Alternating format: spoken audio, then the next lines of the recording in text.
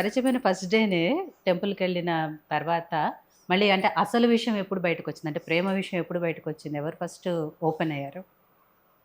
తనే ఒక రకంగా హ్మ్. అంటే అట్రాక్ట్ అవ్వడము, బాగా మాట్లాడడము, దగ్గరకొచ్చి కూర్చోవడము, ఇవన్నీ అది ఓకే. ఆ! తర్వాత అంటే ఇష్టపడుతున్నాను, ప్రేమిస్తున్నాను, లవ్ చేస్తున్నాను అని చెప్పిన విషయము ఎన్ని హ్మ్. రోజుల తర్వాత చెప్పారు? చెప్పారా అసలు ఆ అది విషయం? స్లోగా అట్లా ప్రవాహం లెక్క నడుస్తూనే ఫ్రెండ్లీగానే ఉన్నది. ఉన్నాము. టైం పీరియడ్‌లో నడుస్తానే ఉంది. ఫ్రెండ్లీగానే ఉన్నాం. హ్మ్. పెళ్లి అనేది ఎప్పుడు 1 ఇయర్ లోనే ప్రపోజ్ చేసిర్రు. ఆయనే చేశారా? ఆ హ్మ్. తర్వాత నాకు కూడా ఏమని ప్రపోజ్ చేశారు? ఇష్టం, నువ్వంటే నాకు ఇష్టం అని అన్నారు. ఓకే. ఈ విషయం ఫస్ట్ డేనే అర్థమైందా? ఫస్ట్ డేనే అర్థమైంది, కానీ నాకు అంత అంటే తెలియదు కదా మనకి ఆ ఏజ్ లో. హ్మ్. సరే అంటే కొంతమంది కలిసినప్పుడు కొంతమందికి ఇష్టం అవుతుంటారు కదా. హ్మ్. సో అట్లా అంటే నేను చూడగానే ఆయనకు మంచిగా అనిపించిందేమో. హ్మ్. నాకేమో అట్లా అనుకున్నా. రికలెక్ట్ అయి చేస్తున్నా మీరు మాట్లాడుతుంటే. హ్మ్. నాకేంటంటే నా సెల్ఫిష్నెస్ ఏంటంటే మా హ్మ్. మమ్మీ తర్వాత కంటిన్యూటీ ఉండాలి, సేమ్ పించ్ ఉండాలి. ఓకే. ఇప్పుడు ఫర్ ఎగ్జాంపుల్ అప్పటికే నేను ఎంసీఏ కంప్లీట్ అయింది. ఇప్పుడు నా క్లాస్మేట్స్, నా పరివారము, నా పరిచయాలు చాలా అడ్వాన్స్డ్ మీన్స్ చాలా తెలివిగా ఉంటారు, మోడర్న్గా ఉంటారు. రైట్. తర్వాత ఇంకా చెప్పాలంటే ఆధునిక భావాలతో ఉన్నప్పటికి కూడా నేను నా మానసిక స్థితి నుంచే నా తల్లి నన్ను ఎట్లా చూసుకుంటుందో నా భార్య కూడా అట్లా ఉండాలి నాకు. అట్లా చూసినప్పుడు ఈమెనే దొరికింది ఇక. అట్లా కాబట్టి ఆలోచించినా కూడా చాలా మంది అంటే మామూలుగా పెళ్లి సంబంధాలు చూస్తూనే ఉంటారు కదా మామూలుగా, అవన్నీ కూడా కొంచెం ఏమంటే ఎట్లా ఉండే ఆర్టిఫిషియల్గా అనిపిస్తుండే. ఒకవేళ వాళ్ళు మంచిగా ఉన్నా, అందంగా ఉన్నా, but I'm connected to them. Connection లేదు కదా, పైప్ లైన్ ఏం లేదు, ఓన్లీ ఇది ఒక అరేంజ్డ్ టైపు. కానీ నాకు సోల్మేట్ కావాలి. తర్వాత మా అమ్మ నన్ను బాగా భరిస్తుంది, ఎందుకు కన్నది కాబట్టి. మరి భార్య కూడా భరించేది కావాలి మామూలుగా. కాబట్టి అలాంటి ఏమంటారు ఫేస్ కొరకు అట్లాంటి గుణం కొరకు ఎతికిన అప్పుడు ఏమి తారసపడ్డది. నేను ఎక్స్పెక్ట్ చేయలేదు అంటే ఇట్లా 1 ఇయర్ తర్వాత ఇట్లా ప్రపోజ్ చేస్తారు, ఇట్లా అవుతుంది అని నేను అనుకోలేదు. నేను ఎప్పుడు కలిసినా నేను కాలేజెస్ ముందు, పార్క్ లో ముందు తీసుకొని అంటే ఎప్పుడు నడుచుకుంటూనే తీసుకెళ్తుంటా నేను. ఎక్కడ ఇట్లా ప్రైవసీ ఉన్న ఏరియాస్ కి వెళ్ళి కూర్చొని మాట్లాడడం అది ఇష్టం ఉండదు నాకు.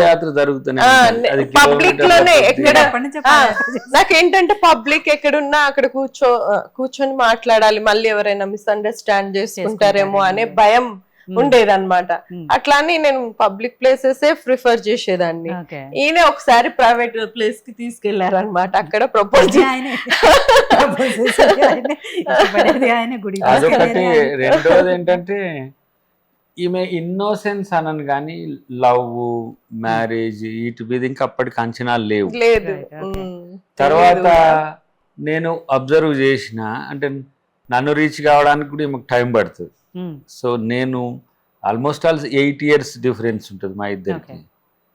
సో నేను చూస్తానికేమో ఈమెతో సమానంగా ఉంటా, కానీ నా ఏజ్ ఏం పెద్దది. నేను ఎక్కడో ఉంటా, ఈమెను అక్కడికి తీసుకుపోవాలనుకుంటే ఈమె అక్కడికి రాలేదు. అప్పుడు నేనే ఇక్కడికి రావాల్సి వచ్చింది. సరే తర్వాత ఆ ప్రేమ తెలియదు ఈమెకి.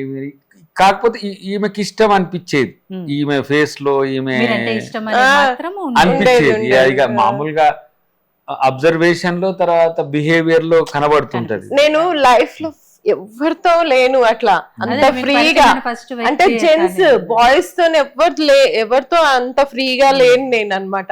ఫస్ట్ పర్సన్ అనమాట. మనం ఇట్లా ఫ్రెండ్లీగా ఉండొచ్చు, బాయ్ అయినా గర్ల్ అయినా కూడా మనం కూడా ఫ్రెండ్లీగా ఉండొచ్చు, మన థాట్స్ వ్యూస్ షేర్ చేసుకోవచ్చు అనేది ఒకటి ఈయన ద్వారా తెలిసింది అనమాట నాకు. అయితే నాకేంటి ప్రెషర్ ఉండేది ఇంట్లో, ఎంకమ్ తప్పించుకున్నా. మామూలుగా పెళ్లి పీజీ అయిపోయినాక చేస్తారు కదా, మళ్ళీ పెళ్లి అయినసరికి మళ్ళీ ఎంసీఏ జాయిన్ అయినా. అది మళ్ళీ 3 years ఎక్స్టెన్షన్ కోర్స్ కదా మనకి.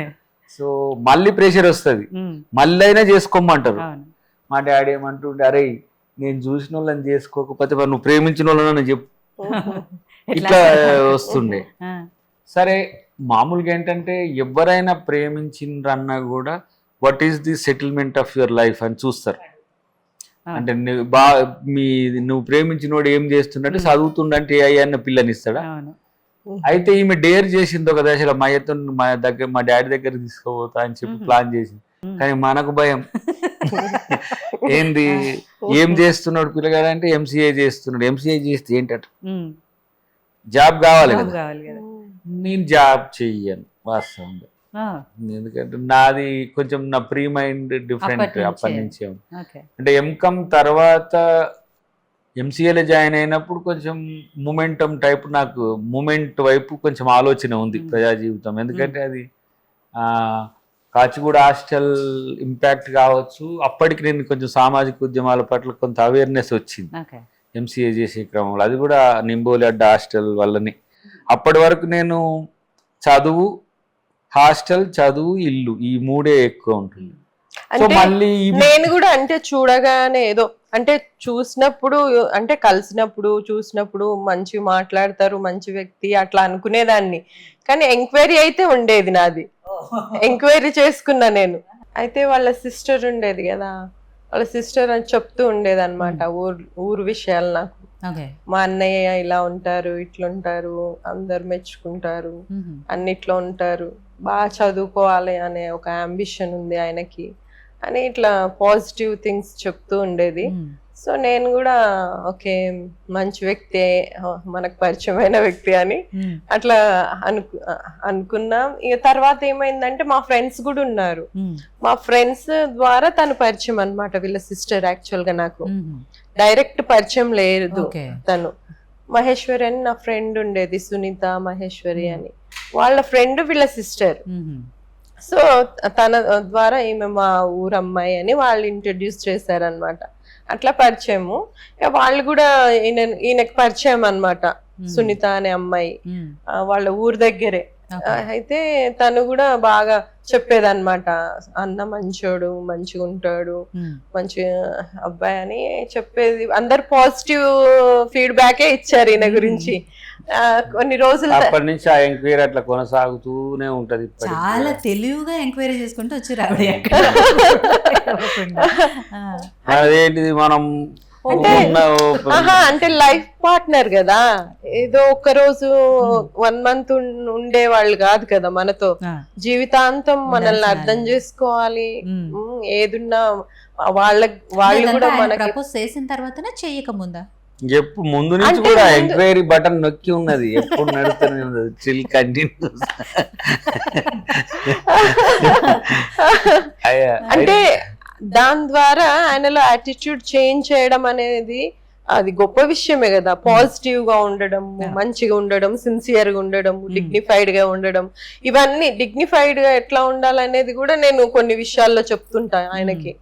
మనము ఎక్కడ పడితే అక్కడ ఈజీగా అట్లా మాట్లాడొద్దు, ఇట్లా చెప్తూ ఉంటా అన్నమాట.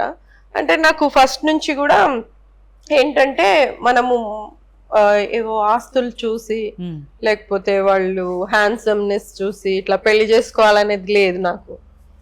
వాళ్ళ క్యారెక్టర్ బాగుండాలనుకునేదాన్ని, ఎఫెక్షనేటివ్గా ఉండాలి, మంచిగా చూసుకోవాలి, ఇట్లా కొన్ని ఉంటాయి కదా ఏ ఆడపిల్లకైనా. సో నాకు కూడా అట్లా ఉండేది అన్నమాట.